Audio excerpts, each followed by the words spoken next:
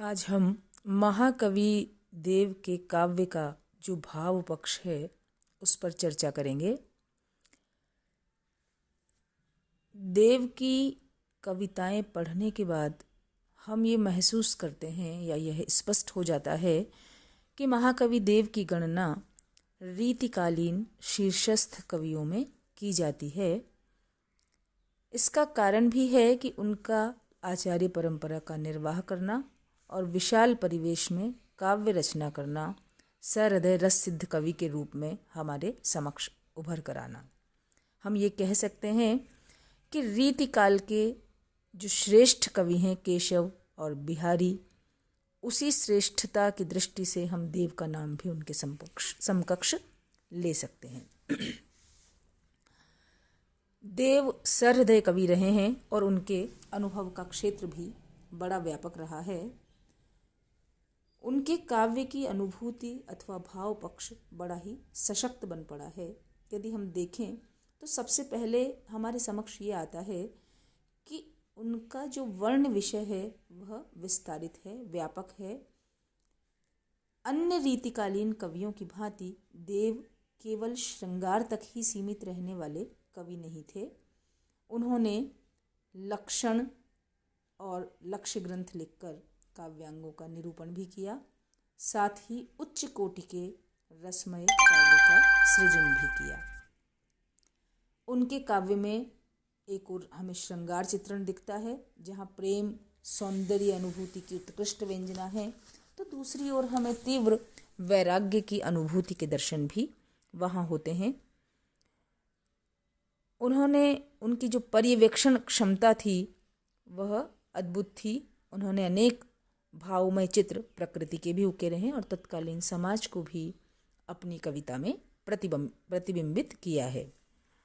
तो यह जो वर्ण विषय की व्यापकता है वह उनके वर्ण विषय को विस्तारित करती है और कवि की जो जागरूकता है, जो पर्यवेक्षण क्षमता है, उससे हमारा परिचय कराती है।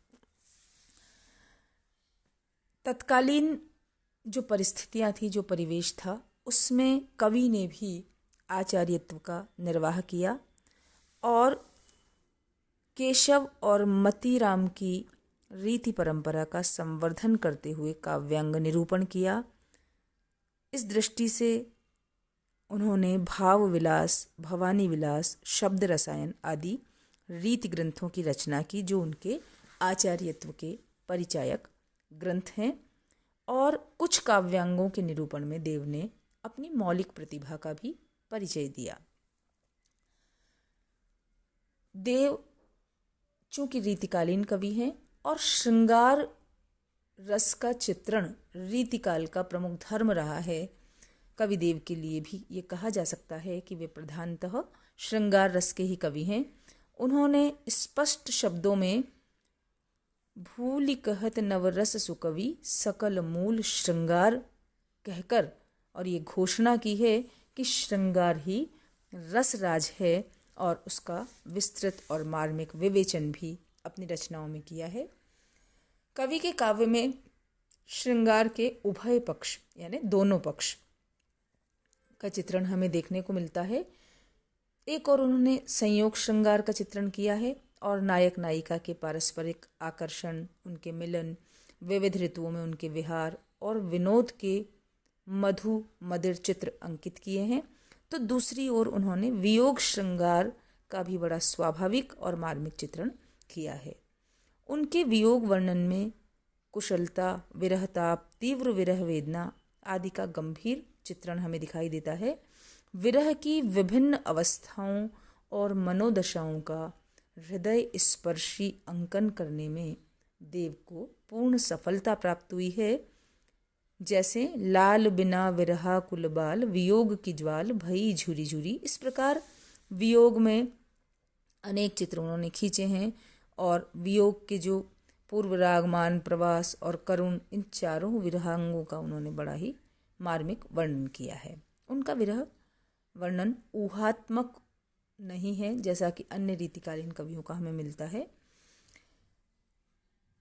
प्रेम और सौंदर्य के भी अद्भुत चितेरे रहे हैं कवि देव। उन्होंने प्रेम को समस्त विश्व का सार माना है और उनके अनुसार संसार का सार काव्य है, काव्य का सार रस है, रस का सार श्रृंगार है और श्रृंगार का सार प्रेम है। इसलिए उनकी प्रेमानुभूति अत्यंत गंभीर दिखाई देती है।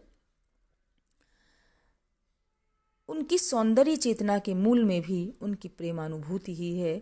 डॉक्टर नगेंद्र ने उनके लिए कहा है कि देव की श्रृंगारिक अनुभूति का धरातल बहुत गहरा था, प्रेम का उन्हें अत्यंत गंभीर अनुभव था। इसी कारण उनकी अभिव्यक्तियों में विशेष आवेग और आवेश मिलता है, जो रीतिकालीन कवियों के लिए साधारणतः संभव नहीं था, उसे ही देव ने संभव कर दिखाया है। इसी के साथ एक और श्रृंगार का चित्रण करने वाले कवि देव के काव्य में वैराग्य भावना और तत्व चिंतन के भी हमें दर्शन मिलते हैं। उनके हृदय में यद्यपि राग की प्रधानता थी, किंतु अनुराग के साथ साथ वैराग भी हमें दिखता है और इसी अनुराग की प्रतिक्रिया हम वैराग को मान सकते हैं, जिसके कारण उन्होंने संसार की असारता, तत्व चिंतन, धर्म और नीति विषयक उत्कृष्ट काव्य की कविताओं की रचना की है। वे विषयासक्त मन की भर्त्सना करते हुए कहते हैं, जैसा कि हमने पढ़ा भी है इस पद को, ऐसो जो हो जानतो कि जय है तो विषय के संग, एरे मन मेरे हाथ पांव तेरे तोर तो। इसी प्रकार कभी वे ऐश्वर्य मंडित जीवन की क्षणभंगुरता का निरूपण करते हैं, तो कहीं ईश्वर की सर्वव्यापकता की बात कहने के लिए बताते हुए ये कहते हैं कि उसे पाने के लिए बाह्य आडंबर की आवश्यकता नहीं है, उसके लिए अविचल अटूट विश्वास चाहिए।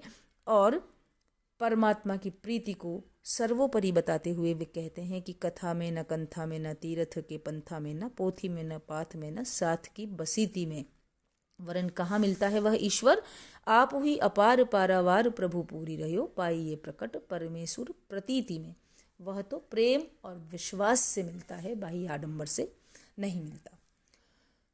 देव प्रकृति के भी सजग चितेरे हैं। उन्होंने प्रकृति के रूप में तन्मय होकर छायावादी कवियों की भांति उसमें चेतना का अनुभव करते हुए उसके मनोहारी चित्र अंकित किए हैं। इसी प्रकार उन्होंने जनजीवन का चित्रण भी किया है। रीतिकालीन काव्य में संपन्न लोगों के विलासपूर्ण चित्रण तो उभारे गए हैं, किंतु सामान्य जनजीवन के चित्रण की ओर इस युग के कवियों का ध्यान नहीं गया।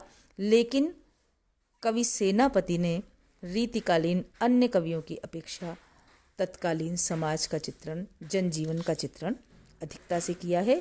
तो कहना न होगा कि भाव पक्ष की दृष्टि से महाकवि सेनापति का जो काव्य है वह अत्यधिक समृद्ध है और रीतिकाल के कवियों में उन्हें एक विशिष्ट स्थान प्रदान करवाता है।